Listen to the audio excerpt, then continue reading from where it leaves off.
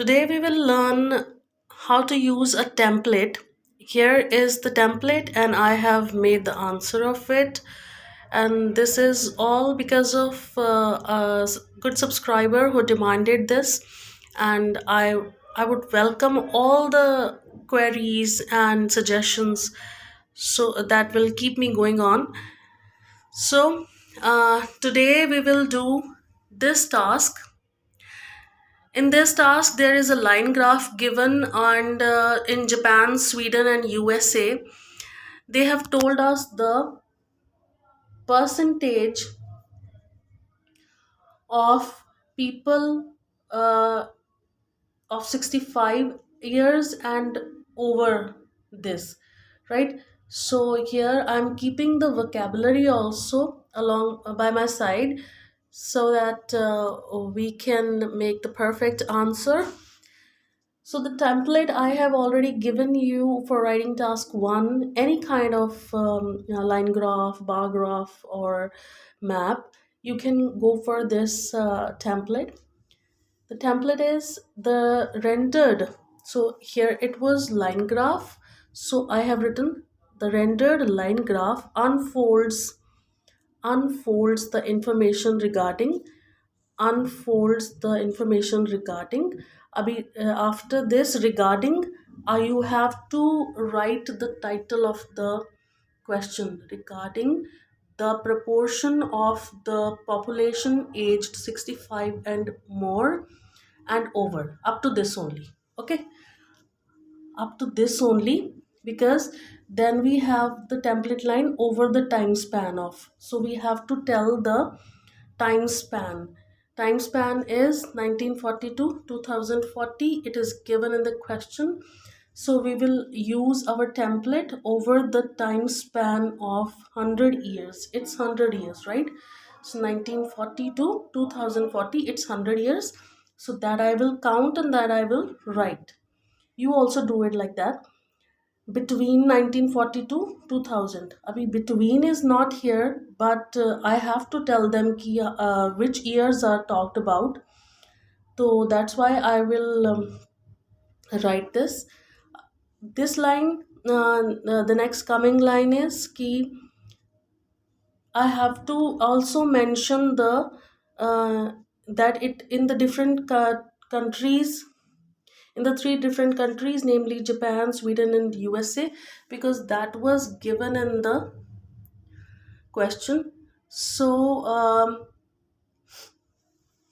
I will definitely mention introduction paragraph में जो भी बेसिक डाटा हो वो आप ज़रूर बताएं, क्योंकि इंट्रोडक्शन में हम टॉपिक इंट्रोडक्शन देते ही हैं, इसीलिए मैंने यहाँ पे जापान और यूएसए और तीनों कंट्रीज़ का नाम लिखा है. ये लिखना बहुत ज़रूरी है. The data is calibrated in percentage. आपको यहाँ क्वेश्चन में नहीं बताया जाएगा, प्रोपोर्शन बताया है, आपको खुद देखना पड़ेगा कि data is calibrated in percentage, right. So ये टेम्पलेट में ही था कि the data is calibrated in percentage, so मैंने यहाँ पे फिल कर दिया. ठीक है. So this is how your introduction paragraph is done. जैसे ही आपका एक पैराग्राफ ख़त्म हो, आप उसके वर्ड्स काउंट कर लें. ठीक है. Think about the speed also. Next हम बॉडी पैराग्राफ बनाएंगे. Fleeting glance makes it abundantly clear that in initial years the value was noted to be. इतना लाइन सेम डालने के बाद नोटेड टू बी बी हमारा क्या जाएगा कि बिलो 10%, जो इनिशियल ईयर में वैल्यूज़ थी वो 10% से कम थी. सो इसीलिए मैंने तीनों की इकट्ठे बात कर दी, बिलो 10%, राइट.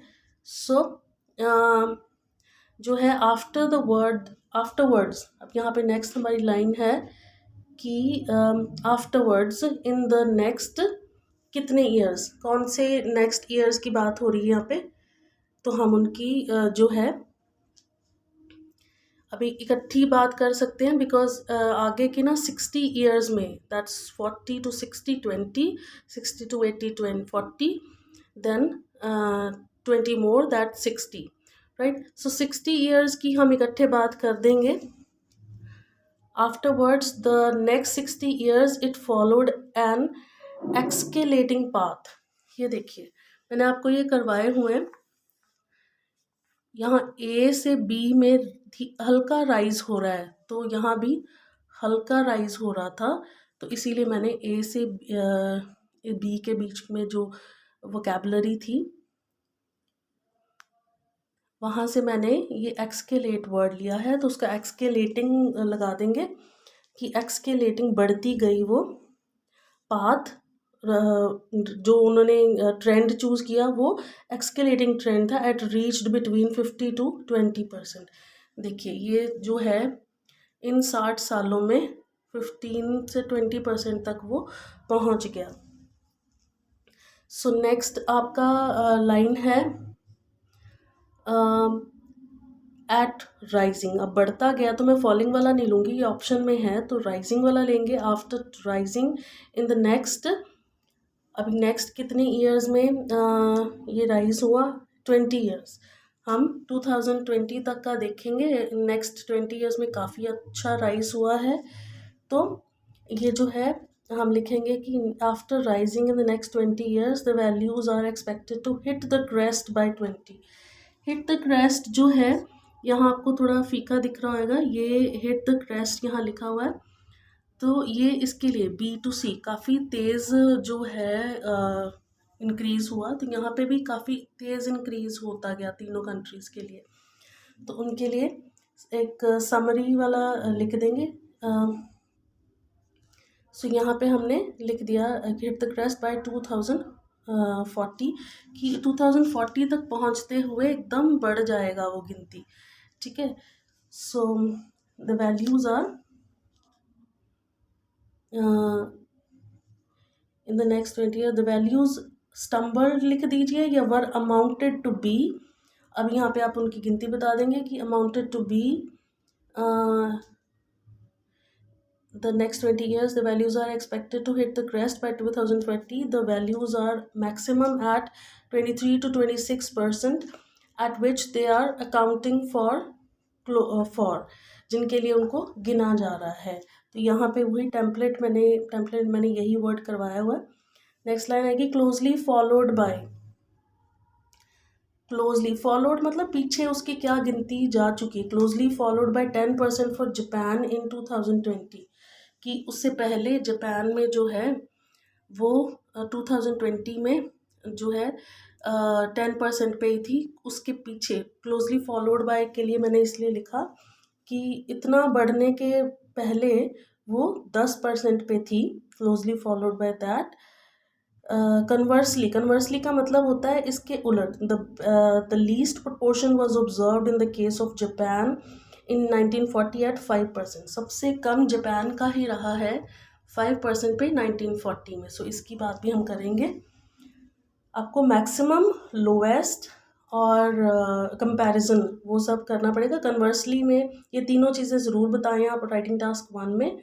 कन्वर्सली से हमने कंपैरिजन का थोड़ा सा बताने की कोशिश की। अभी कंक्लूडिंग पैराग्राफ टेम्पलेट था, दस from the given information it is evident that the values followed a dash trend, की वैल्यूज़ का एक बढ़ता हुआ ट्रेंड रहा ओवर द ईयर्स। सो बढ़ते हुए ट्रेंड के लिए मैंने यहाँ यूज़ किया है एक और vocabulary word, elevating trend over the period. तो एलिवेटिंग भी मैंने यहाँ से ही लिया है A to B के लिए, कि बढ़ता हुआ ट्रेंड ही रहा है। So I am giving you this complete written answer. Please write it down. And this is the template, right? So in the coming videos, I would be telling you the more vocabulary words, because English की writing, इसके IELTS की writing task में, दोनों tasks में ही आपकी vocabulary सबसे ज़्यादा matter करती है। If you want to score 7 bands और 6.5 7.5 bands, if this is your requirement, then vocabulary and idioms and these kind of things are very very important for you. Instead of just explaining this, use these vocabulary words, and I will be telling you all these in the coming paragraphs. For any doubt, please leave in comment so that I can help you more. Please like, subscribe and share my channel.